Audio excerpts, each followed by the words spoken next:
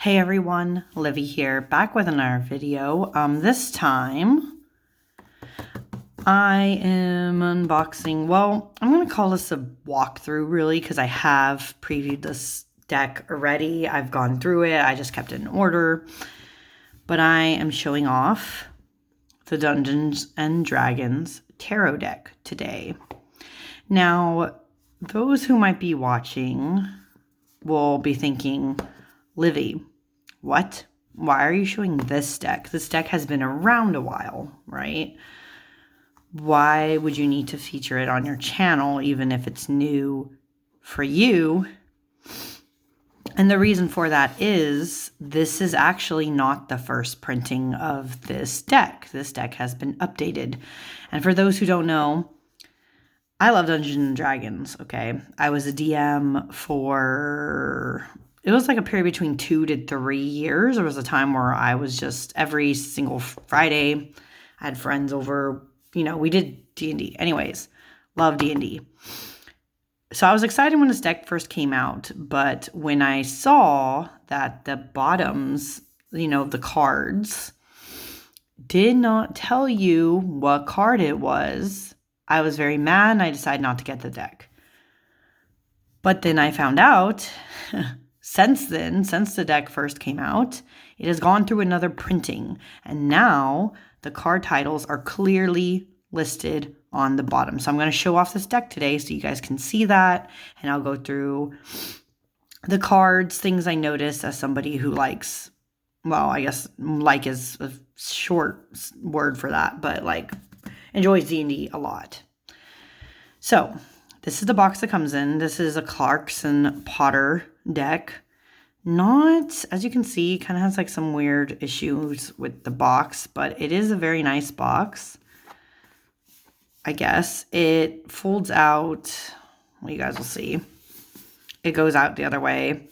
In the US, you can get this deck for $24.99. In Canada, it's about $33.99. See, it first came out in 2022, so last year at the time of me filming this. And as you can see, right, it's like Ace of Charisma, the Empress, King of Strength. The card titles are now on the cards like they should be, right? So this is good. So if you get this deck now, like say you had an older edition of the deck and you don't like the fact that it didn't say the card titles, I would definitely consider picking up this now if you really care about having them on the card, okay? So now let's get into the actual card. So the box opens up like this, right? Not always the greatest option, but that's okay. This booklet, as you can see, it's very thin. So do I wish the booklet was bigger? 100%. Because when you get into it, it tells you how to read a little bit about how to read tarot. It tells you about their major and minor arcana. And here's the thing with this deck. So this will not be a deck for everybody because, well, one, you have to be a fan of Dungeons and Dragons, I think, to really appreciate this deck. But the other thing is that they have changed the suits, okay? So the strength is for the wands, intelligence is for the swords, wisdom is for the cups, and charisma is for the pentacles. Now, personally, this is my thoughts as someone who, again, played D&D, knows about it, all that stuff. I personally think the strength and charisma suits should have been switched. I think charisma should have been used for the wands because that's more about energy, how you deal with other people, your confidence, creativity, things like that. That involves charisma more so than strength. Strength, I feel like, should have been for the pentacles. So that's just my 2 cents on that, but we'll see how it looks. We'll go into it with the cards. Now, there's no reverse meanings in this deck, so if you're someone who reads with reversals, you're not going to see that. And then, though, they do launch into card spreads. They give you a 1 card. They give you the 3 card, right? Past, present, future, the typical or problem, obstacle, solution, thoughts, feelings, actions. And then this is what I do think is pretty cool. They have a 5 card spread in here. This one, as you can see, has the main quest, the unconscious, the conscious, the boon or boogie, and then it gets the quest end. So it's a pretty cool 5-card spread. And then it just launches. Oh, it talks about D&D encounter stuff, an adventure in a spread, where you could like do this for D&D instead. You could take these scenarios if you play D&D. I've seen the scenarios that it talks about, and yeah, they're really, really random. So I wouldn't put these at all when you're doing a tarot reading. Like, you can kind of just ignore that. And you could create stories with this, right? It tells you a little bit. And then it goes into the deck. Now, as you can see, it's really just like one. Sorry, I had to sneeze. It's really just like one sentence to explain the cards. So this is guidebook wise, it's not the greatest, okay? I wish it gave you more information. So much could have been done with this for D&D related, but whatever. Anyways, we're going to move the guidebook aside, and we're going to get into the cards. So it comes in one of these. Now, mine has a very, I don't know if all of them do. Mine, as you can see, has a very weird lip right here. So I'm going to have to trim this back, because when I go like this to try to pull them out, it gets stuck in the lip, and then I can't pull them out. So I have to tip it this way and then do the string, but that kind of seems counterintuitive. So it's kind of a weird box to sign. But anyways, let's move the box out of the way. These are the cards, okay? Mine has a weird, I don't know, I think it was probably just damage from traveling or something. This deck is interesting. The cardstock wise is not the worst I've ever encountered, but it's kind of weird, and I'm going to show that off to explain what I mean. Okay, as you guys can see, this deck is very pointed. It barely has a corner round on it. So it's kind of pointy, which is a little uncomfortable when you're like trying to hold it. I don't know if the light, oh, there we go. The light will catch it. It is technically a linen finish. As you can see, it's linen, but it doesn't feel like a true linen deck. And the reason why I say that is because the edging, which you can't tell in the lighting, but the edging is very rough feeling. So true linen, if you guys know linen decks, a true linen would not be this rough. So it's almost like these cards are linen finish, but I wouldn't say the whole card is linen. Does that make sense? My only other comparison to explain that concept would be if I took out my Coastal Curiosities deck, which is a true linen. It's all the way linen. It's thin. It bends easy. This, as you can see, has resistance. Like, it's kind of harder to bend this deck, okay?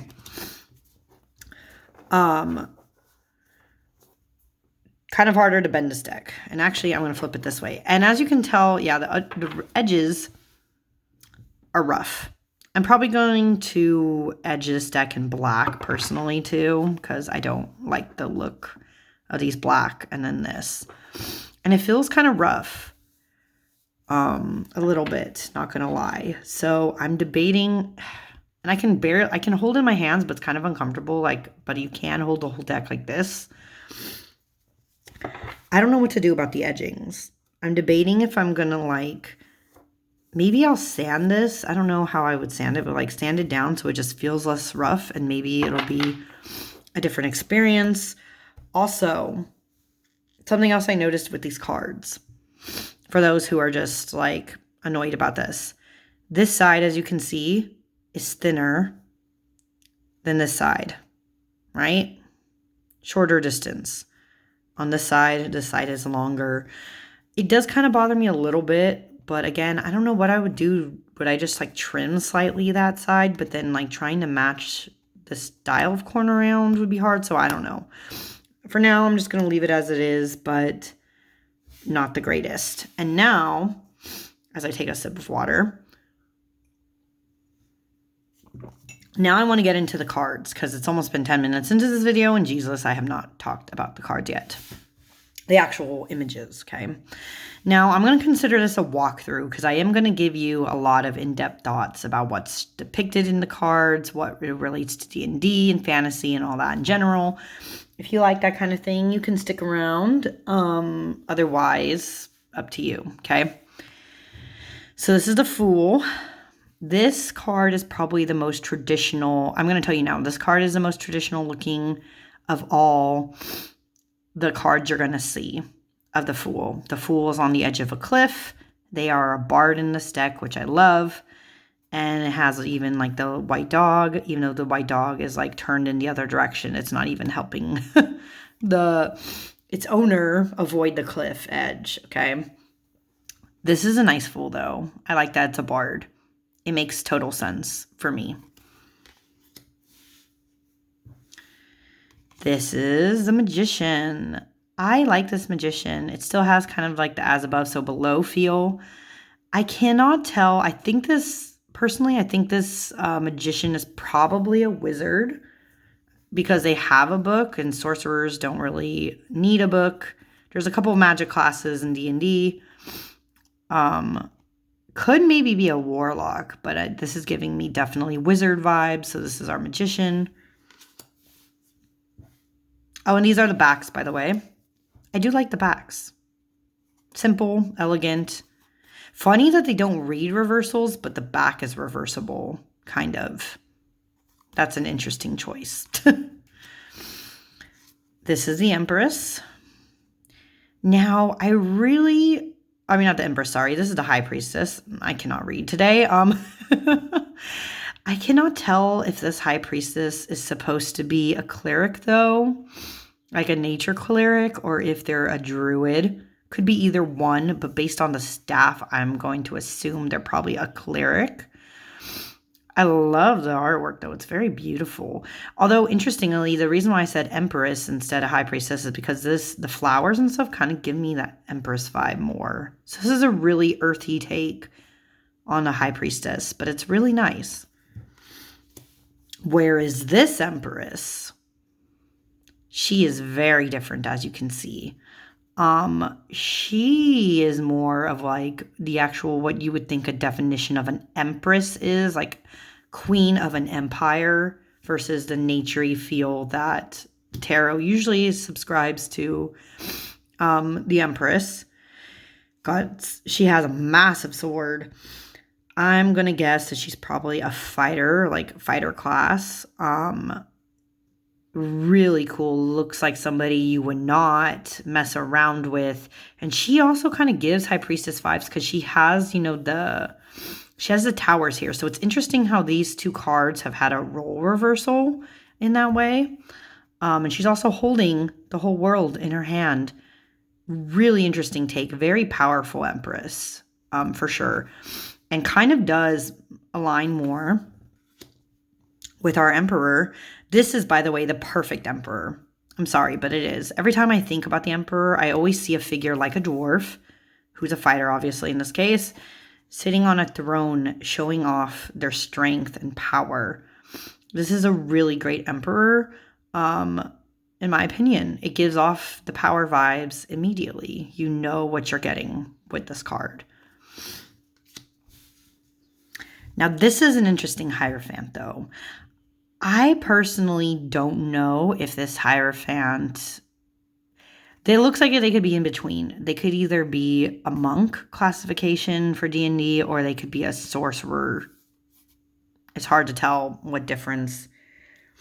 And obviously this is the image on the box, but this is our Hierophant, showing that they're connected to some otherworldly energy coursing through them, giving them the power of insight into what you need, really. Really interesting take. I do like this Hierophant, though. Now,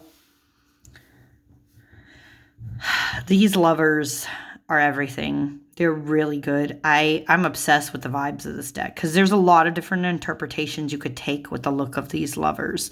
Well, first off, as you can see, the sun in the distance is shaped kind of like a rose, so romance abound.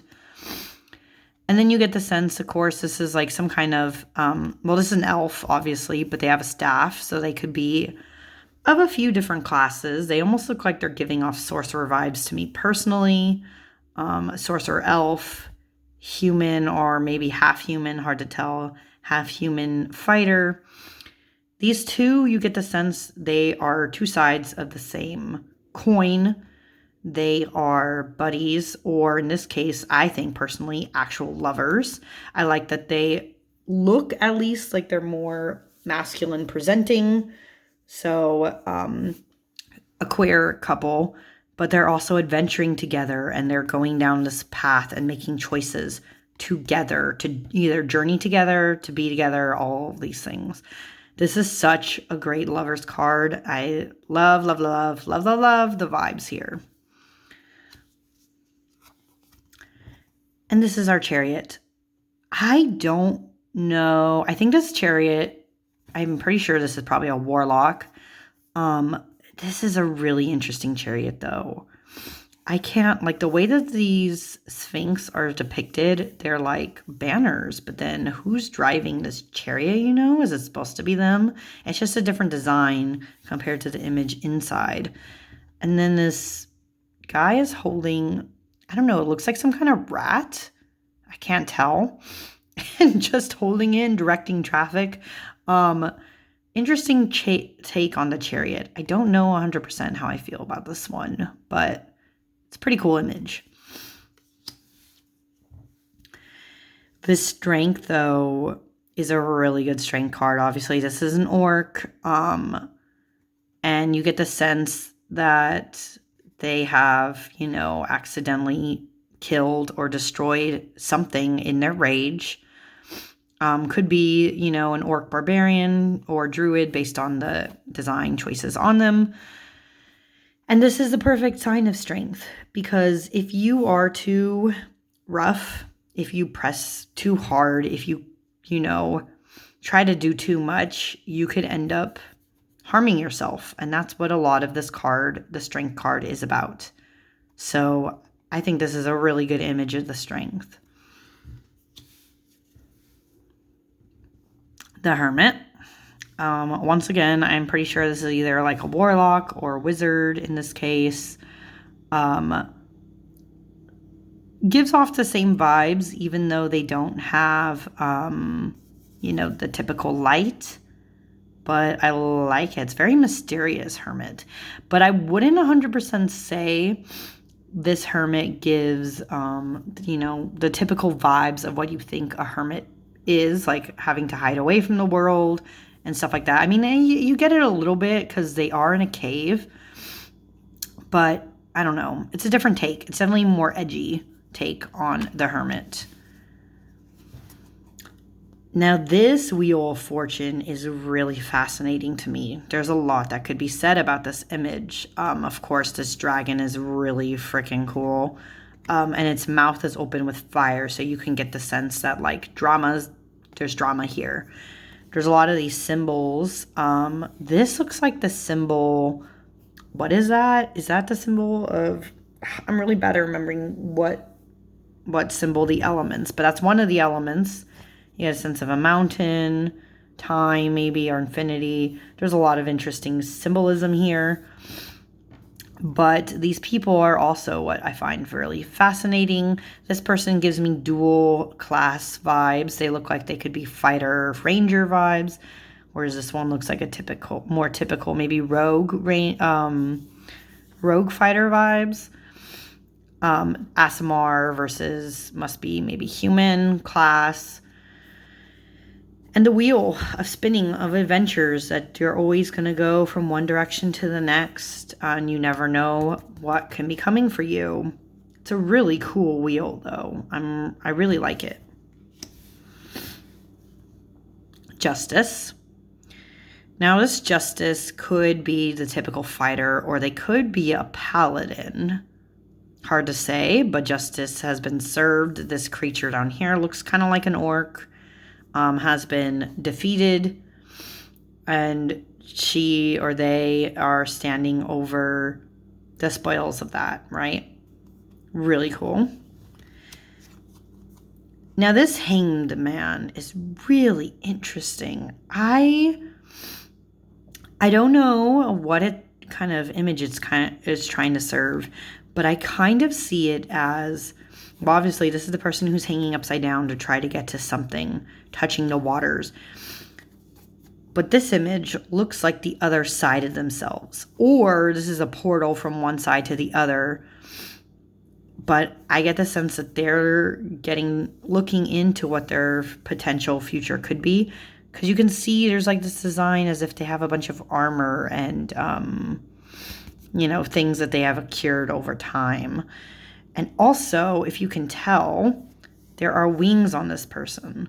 So it almost gives the vibe that maybe this is the potential of who they could be, or maybe what's latent in them and they just have not reached that yet.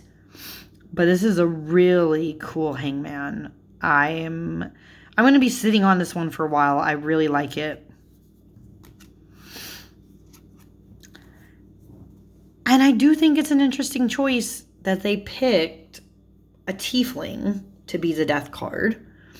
For those who don't know, tieflings in D&D are like half demon, half, I don't know, it's suggested they're usually human in nature, so half human, half demon.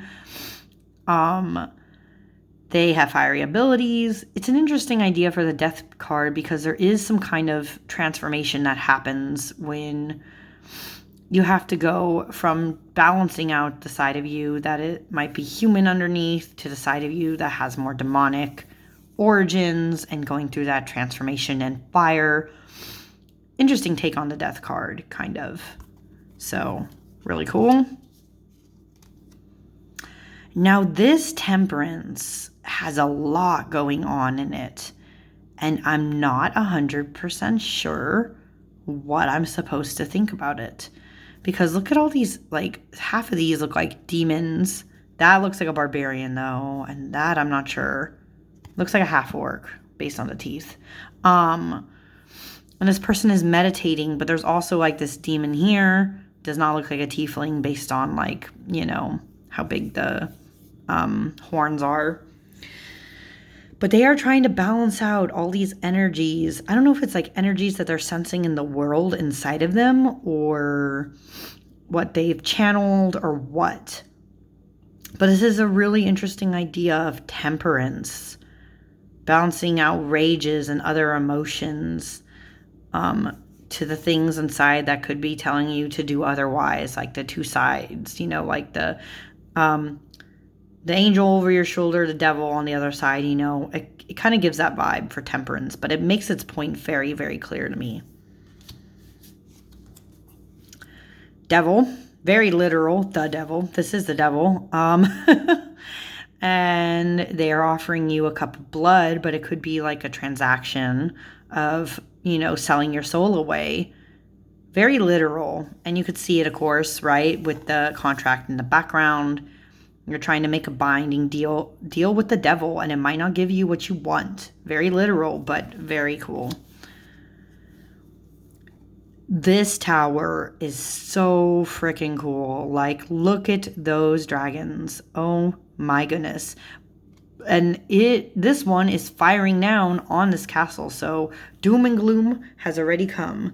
And trying to defeat dragons in D&D is like one of the hardest things you can do besides some other creatures.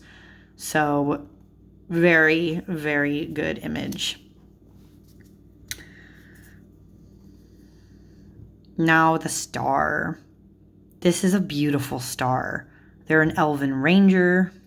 Very obvious in this depiction. Has their traditional imagery, but gives off a very different image of hope. And it might be just because of her expression or their expression. I don't know. They look like they could be non-binary, but they are giving you hope, but they're giving you in a way where you also see the strength behind it. That if you want to be safe and sound, you got to fight for it. And it's a really cool image. And I just love the colors. I'm obsessed with the colors in this card. This moon is really interesting, though, because it doesn't look like the moon. It looks like a sun, right? Very interesting moon card. She looks like she's channeling whatever is coming through here, breaking out and trying to disrupt the world. It's a really interesting take on the moon. I'm still trying to decipher it a little bit, but I do think it's a very different way to depict it, so it's kind of cool. See, and that's what's also confusing, because this is the sun. And you get the image of somebody on a horse. Thank God it's not the naked baby. But you don't really see the sun anywhere in this card. So how would you know that this is also a card of like light and, I don't know, protection and all those things that can go into the sun? I mean, you get the vibe with a sword, I guess, that they're coming to save the day, but based on like the color choices in this card, it's a very darker depiction of the sun, in my opinion. And then we have Judgment. This is a really cool Judgment card. Not sure, again, what kind of class this is. Maybe they're Sorcerer by the vibes. But there's some kind of, heavenly figure. So this could actually be a cleric. This is probably a cleric. And that is their patron coming out to serve judgment on, I guess, the forces of darkness or anything that these people are competing against. Really cool. And finally, this makes perfect sense, that the world would be your companions, your roguish companions. This fighter, they're working together. They amassed their gold. And now they're celebrating. They're having a good time. This is a really good world card. Makes the point driven home about coming home from an adventure and earning a lot along the way. Now, it goes into the strength. The strength suit, which, remember, the strengths in this deck are tied to the wands. So this is definitely a monk. Ace of Strength, really good. Talks about the potential of all things. Pretty clear for me, at least. Now, this too, about planning and action, is a really interesting vibe. You could take it as these two are working together, or they are battling each other, and you have to find a balance between those kind of energies. I don't know. It's a really interesting too.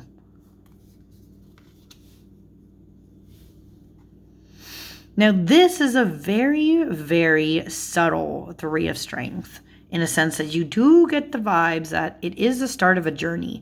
These people are meeting together, right? They're conferring so they can plan out an adventure of some kind, right? It's the beginning stages. You would have to work together to reach a certain point. It's a really interesting take on it. It's very subtle, though. Very subtle. And this is also a very interesting choice for Four of Strength. So, this card's typically seen as the marriage card. It's a celebration. But this is showing in a very different way. These people, these figures are coming together. They're joining together to go on their adventure. This is the start of something. This is the start of a collaboration, of a team. Which you would almost think the teamwork card, you could have said Three of Pentacles, or even like best buddies, Three of Cups, but instead it's the four, right? Really interesting vibe with this. And you could see the lizard folk arm, tiefling. Not sure if this is, what are they called? Genasi and humanoid, maybe. Five of Strength. This is also a really different vibe, right? Which is what I appreciate about this deck, by the way, is that they're showing you the images and you can get the meaning of the cards, but it's not in the typical RWS fashion, and I am so thankful for that. But because of that, I would also say, I'm very hesitant to say, oh, well, you can only have certain decks as a beginner, right? I wouldn't say I'm hesitant to say that, but at the same time, because you need to have an understanding of what each of the cards means before looking at this deck, I would say this deck is definitely more for people who are at an intermediate to more advanced level, because you do need to understand. You have to have some sense of intuition, plus knowing what this card is originally supposed to depict to get the sense of what this card is showing you. Anyways, that tangent is to explain that this 5 of Strength is an interesting way to show conflict, but they're not against each other. It's them against this thing, which is some kind of magical object that is giving off bad juju. They're trying to basically find their way, right? Or maybe not, juju is not the right word, because that's, anyways, not the right word. What I mean, bad vibes, okay? This is a magical item, and these people are trying to decipher what to do with it. But you do get the sense that if they don't figure it out soon, this thing might erupt at any time and spread some bad vibes. So, really good. And 6 of Strength, though, you do get the sense that there's a victory here, right?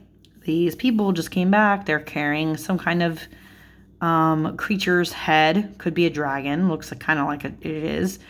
And then they're showing a unity together in like showing off the celebration of saving the day. Really cool, though. Really cool card. 7 of Strength. You get the sense of the conflict going on here. And also like the kind of trickery involved in some ways, because while this figure is trying to fight off these creatures, this one was smart. It leaped up and is trying to grab the food, which is the real intention here for the 7 of Strength. So really interesting deflection on that. So yeah, I like it. Now this 8 is by far the most different 8 I have ever seen in relation to the 8 of Wands, right? The 8 of Strength is equivalent to the 8 of Wands. And we know how that card's usually depicted. Boring. This is very different. You get a sense that there's still going to be movement. These figures have to get up here, right? There's a journey and there's some level of haste to it. But do you get the sense that it's go, go, go? Not so much. But it's a really interesting and different take on the 8. So I kind of like that it's showing it in a different way, that there is some level of urgency maybe, but they have a road to get there. Really interesting. Oops, accidentally pulled 2 cards. Okay, 9 of Strength. This is very obvious. They've been through a battle. They maybe even lost some companions, who knows, and they have come back victorious. Now, not to say that the journey was easy. You can tell by some of their faces that they probably had to encounter a lot to get to the point of being victorious. You still get those vibes, but it's just shown in an interesting way. I like it, and that they're a team together, 10 of Strength. You still get the sense that this figure is burdened, right? Like these, what are these? These goblins are like trying to slow down this person. Or maybe they were working together, but now they're slightly antagonistic. There's still a journey to be had here, right? So that at any point in time, everything could go kaput. But maybe they are working together briefly. It's hard to say, but really interesting 10. Now we're into the courts. This goblin, Page of Strength, cooking all this food is... This is amazing. I don't know why. I'm really obsessed with this card. Don't have much else to say, but a lot of creativity and passion involved in this spread. This Knight of Strength, though, is so freaking cool. You definitely get the sense that they're a warrior, that they're go, go, go, that they're fiery, that they're charging into the thick of battle to defeat this monster. Really cool knight. And she still gives off the Queen of Strength vibes for sure. I love the look she's serving. I also love that even though it's not the typical cat, look it. She has a dragon. I love it. She is everything. I love this card. And then finally, This King of Strength is really interesting to me. They have this empire growing in the traditional wands, but they have put their sword into the earth to take root with the tree. It's a passage of time, something maybe that they're leaving behind. They're not adventuring anymore. They're now a king, but they will still be there, and they still have power to be needed in times of struggle. It's a really interesting and cool depiction of the King of Strength. And now we're into the what's traditionally the swords, but is intelligence in this case.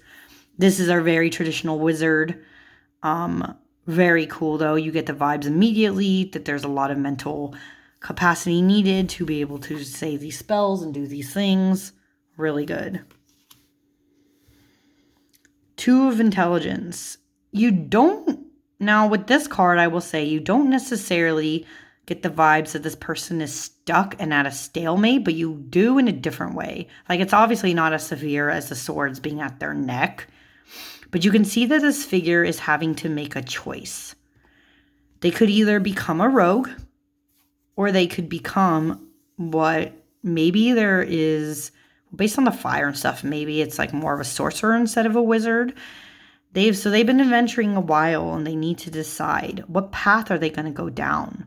It's a very hard decision because it could change the course of your life and what you decide to do. Really cool depiction of this. Now this 3, as you know, would be a typical 3 of Swords. This is a really interesting interpretation of 3 of Swords, 3 of Intelligence in this case. This is a druid, you can tell. She is crying. But is it because she touched this thing and it spells out her end? Or if this was some other thing and she's crying over the fact that it has now been transformed into this thing. It's a couple of different interpretations you could do with this card. But it still shows the heartbreak. You still show the sadness, especially with those tears. It's a lot. But I'm so appreciative that it's not just this typical heart stab through with the swords, you know. 4 of Intelligence. They are resting. It's just shown in a different way.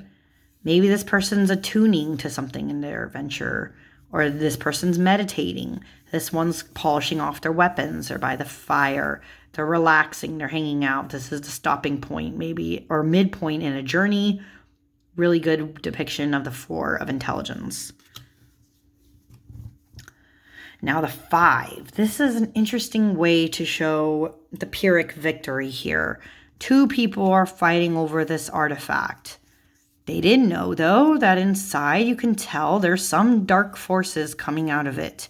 So whether either one gets a hold of this power or not, it's still going to break and unleash something nasty, right? Someone might win in the moment, but ultimately they all lose. Really good depiction of the 5. Now, this 6 of Intelligence is really different and interesting. You get an elf, and it's hard to tell. This world, whatever they were in, maybe it was a Fey realm or something, is falling apart. It's dying. They need to leave it behind and move on to greener pastures, right? Literally greener. So they're going through this portal to the other side to escape whatever is going on. Really interesting. Really cool depiction of the 6. This 7, though, is a little... I don't know how to explain them. They give off rogue. They're definitely a rogue vibe. They're just like a very classy rogue. So you can get the sense that they are some kind of trickster being, right? Some kind of force of potentially good or bad, and they might lead you astray. It's a very subtle way of showing that this figure might not be all they're cracked up to be. Based on posture, though, you get a sense they're very confident. They know what they're doing, but they're also hiding themselves behind a mask. So you don't know who they are. Really great 7. of intelligence. Very subtle. Now, this 8 is closer to the traditional idea. This person, this figure is trapped. There's some kind of spider-like being that's got it in its web. It's very hard to see it 100%, but they have. They need to find a way to break out of it. They have the potential to, but it's up to them to do it, right? They are going to save, they have to save themselves.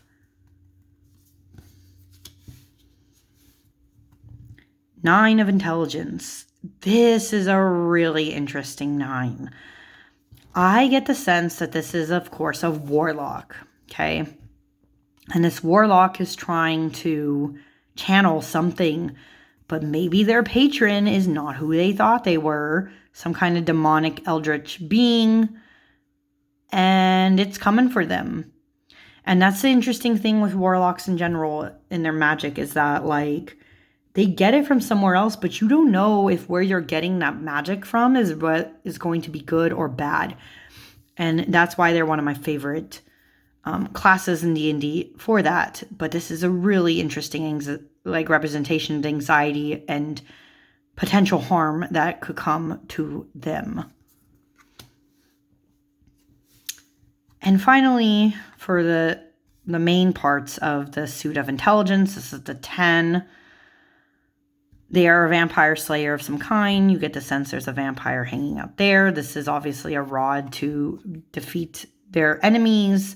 This must be a blood hunter. I think that's a new class made in D&D since the days of Critical Role. A lot of drama and interesting vibes going on here. Page of Intelligence. They must be an artificer. Is that what they're called? They have created a metal dragon. They are a gnome, or, well, they could be gnome or halfling based on the ears and height and all that. Showing that intelligence, always studying vibe in this card. Knight of Intelligence. You don't get the sense that this person is 100%, the knight has a very brutal reputation.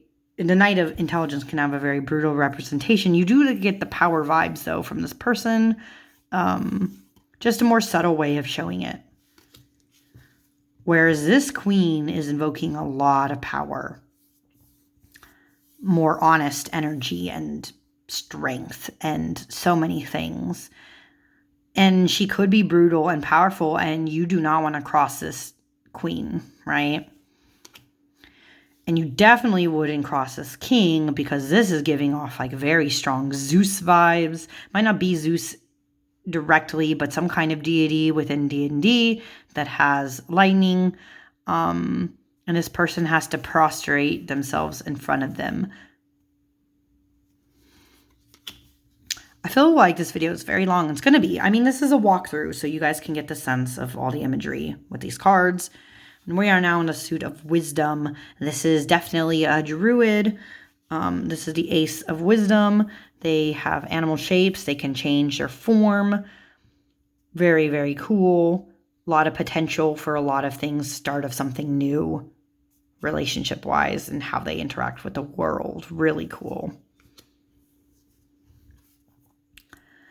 Now, this is a very cool 2 of wisdom because, oh, you can see the mind flare in the background. This is a really cool 2 because this is not showing the typical romantic vibes that the 2 can give you. This is more in a relationship collaborative vibe where these 2 have been partners, adventurers together, and they're taking their cuts. They're picking who's getting what. It's very balanced, though. They've gone on adventures. Really good relationship vibe, but just could be just friendship, or they could be lovers, but it's just shown in a very different way. Really cool. 3 of Wisdom. This is a really interesting take on the 3. They are still gal pals, and they're working together, I guess. Simple depiction, but nice, pretty. I like this gnome is hiding away in a hobbit hole kind of thing for wisdom. You can kind of tell by their expression that they're pouting a bit. Maybe they had a bad adventure and they just need to relax with their fennec fox. Really interesting way to show the 4. 5. Really cool way to show the 5 of Cups being like sad and dramatic and things going wrong. They are literally in the middle of an adventure, but this orc is trying to keep them down, trying to destroy them, and they are trying to fight. I do find it funny. Whoever this person is, they're like beating the orc with a fish. Like, why? But it's so hilarious and would make sense for a D&D campaign, you know? Really funny 5. This 6 of Wisdom is so fucking cool. I really like this. I saw this card in Tarot Magpie's video when she was talking about her favorite cup cards. This card came up. Beautiful. And I agree, this is probably one of my new favorite 6 of Wisdoms. This is showing the sense of nostalgia for this person. They are seeing the story in their mind and this adventure, and it's so cool and different and whimsy and fun of youth reading a good book for the first time. It is a really cool depiction of the 6. 7. Now, I am one of those people who like seeing the potential choices of the 7 of Wisdom, all the options and different pathways that you can take. But I do like the subtle nature of the 7 of Wisdom. Because if they grab onto this anglerfish in the background, it's done. They're dead, right? It's the end of their journey. But if they realize in time that something scary is coming behind them instead of grasping the light, they could potentially survive to see another day and defeat this creature. Really interesting. They do have a couple of options, but it's up to them to make the right one. 8 of Wisdom. You get the sense that this figure is leaving something behind. There's terrors coming in the sky and even below. It's almost like they pound into the earth and the earth is starting to break away. And they need to make a choice of what they're going to do. Maybe this battle is not one that they can win. And so they must move on. A really cool 8. 9 of Wisdom. Very, very apparent that this person has come back victorious. They've got their grog, they got their food, and they've got their riches. They're happy. They're in a great place. Everything is good right now. They won. At least for now. There's always the idea here with the 9, of course, that this happiness does not last forever. But this is a good stopping point.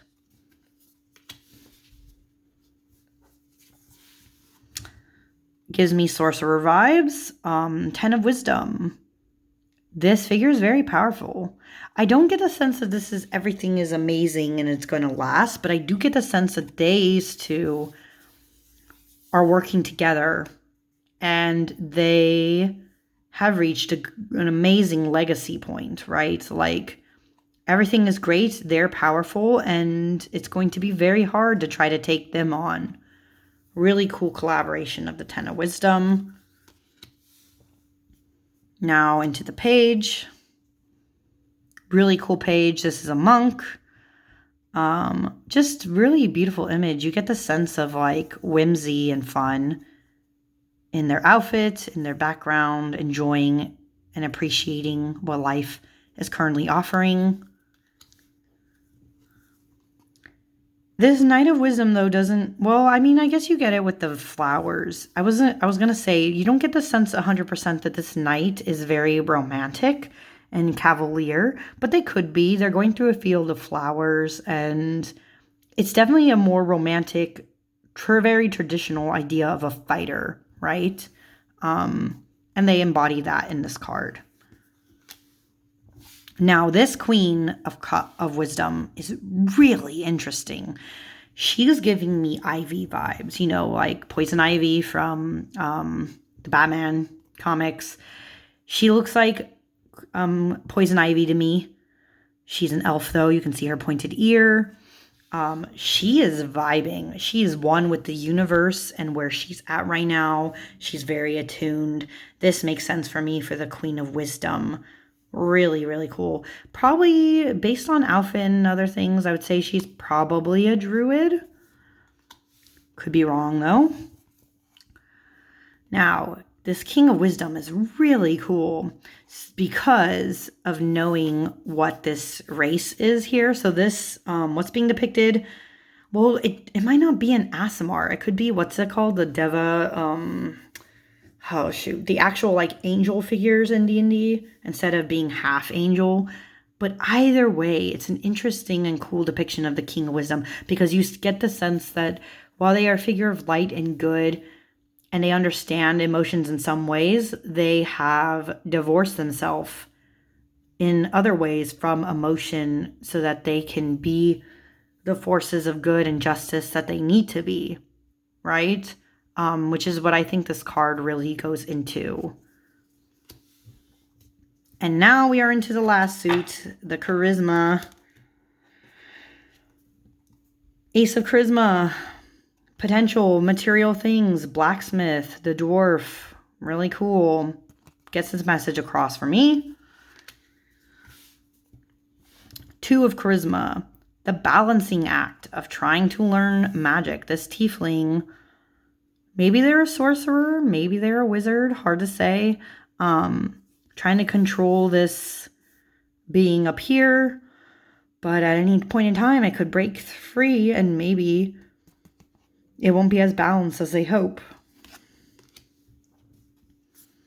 Now, I love this 3 of Charisma, though, I have to say. This is showing off the teamwork vibes to the core. This is a team adventuring together, taking down a monster. This bard is inspiring, too. They're working together. So the bard inspires the rogue, that inspires the fighter, and they're working together to defeat the monster. Really, really good 3. Really, really good.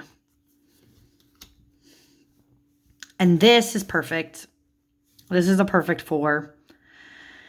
Miser, mine, frugal, literally sitting on the pile of riches, this dragon. I love dragons depicted as a 4. Because it gets the message across really, really well that they are guarding their wealth, you know? Really good 4.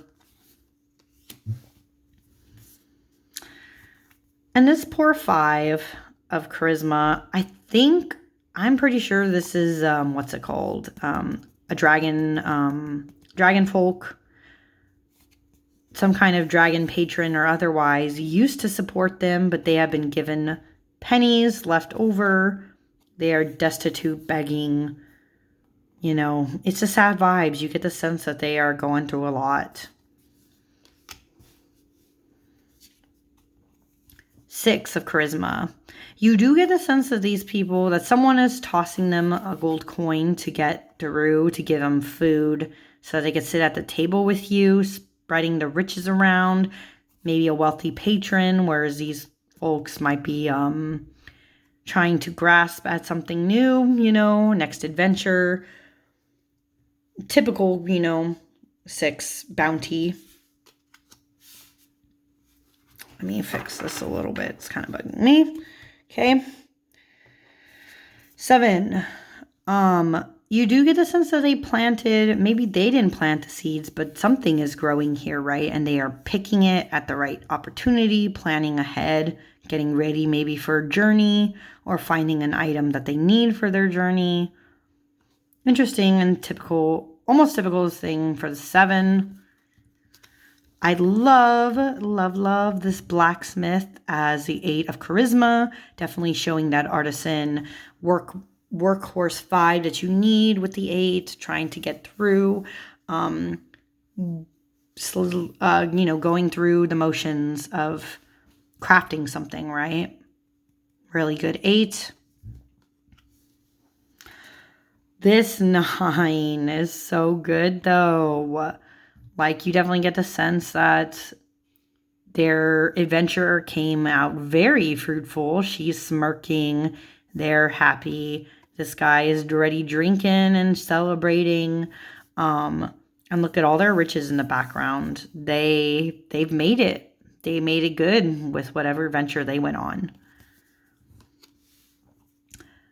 And this 9, I'm going to assume, I don't know, they're either halflings or gnomes. But this is a really interesting take on the 10 of charisma, 10 of pentacles, you know. You get the sense that this is the legacy here. This was the original adventurer. Eventually had a daughter. That daughter maybe is really gifted in either druid or ranger because they have animal companion. They have planted those seeds. This person worked hard and they have a lot to be proud of now. Really good.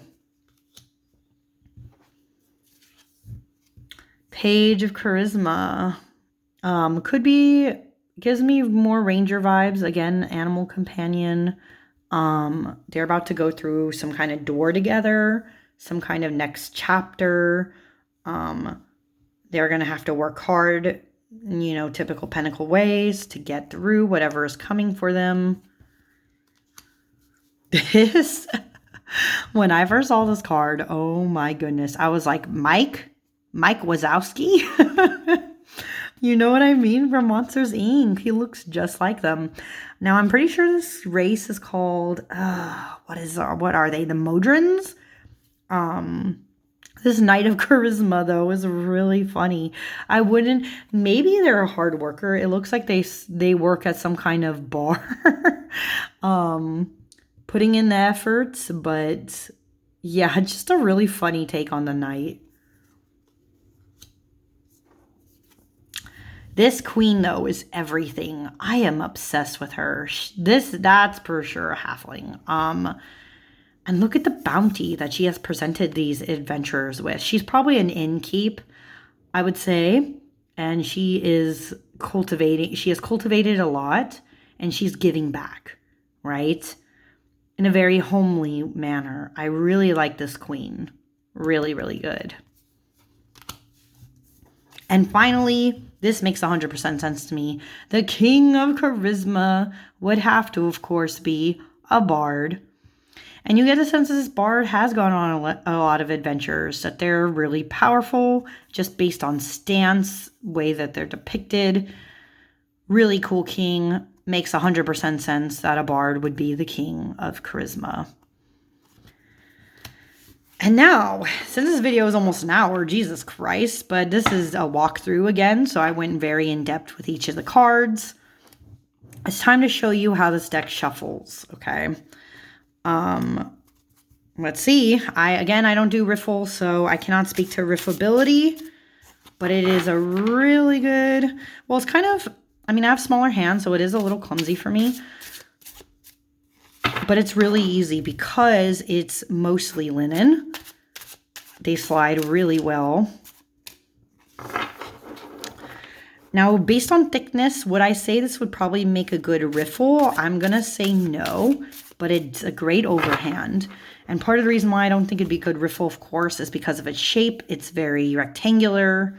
But it is a good overhand.